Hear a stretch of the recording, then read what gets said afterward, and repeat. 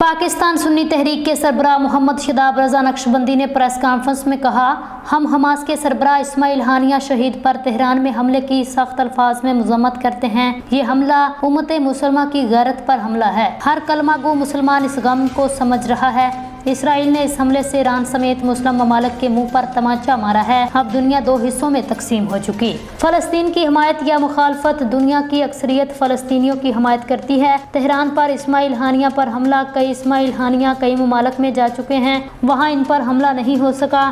Tehran में हमला कई सवालात उठाता है। ईरान हिफाजत नहीं कर सकता तो बैरून मुल्क मेहमानों को मद्दू नहीं करना चाहिए था। पाकिस्तान को ला हासिल दूसरा मसला मुबारक सानी केस के खिलाफ दरखास्तों को मुस्तरद करके इस आग को भड़काया गया। कादियानियों ने कश्मीर पर बहारती कब्जे की राह हमवार की। हम ये मुतालबा करते हैं कि इन्हें किसी तौर पर अक़लियतों के बराबर हकूक नहीं दिए जाएं। जब वो इस आइन को तस्लीम नहीं करते तो इन पर आर्टिकल 6 के मुताबिक मुकदमा बनता है, जो हमें तहफ़्फ़ुज़ नबूवत के तौर पर मनाएंगे। इस्माइल हानिया शहीद के लिए कल जुमा की नमाज के बाद दुआया तकरीब मुनक्किद की जाएगी। बलोचिस्तान के अवाम भी इतने ही मुहिब्बे वतन हैं जितने दूसरे सूबों के हैं। बलोचिस्तान के अवाम को इनके हकूक दिए जाएं। इनके एहसास से महरूमी को ख़त्म करने के लिए तमाम अकाइयों को इकट्ठा होने की ज़रूरत है।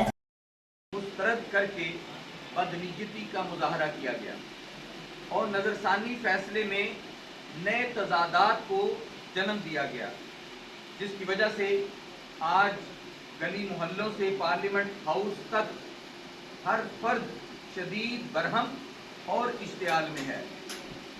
हम हुकूमत से मुतालबा करते हैं कि वो फौरी इस हवाले से अपना किरदार अदा करते हुए चीफ जस्टिस काजी फाइज ईसा के खिलाफ सुप्रीम जुडिशल काउंसिल में रेफरेंस दायर करें। अकीदा खत्म नबूवत सल्लल्लाहु अलैहि वसल्लम हमारा ईमान है और इस पर किसी भी तरह से कोई समझौता नहीं किया जा सकता।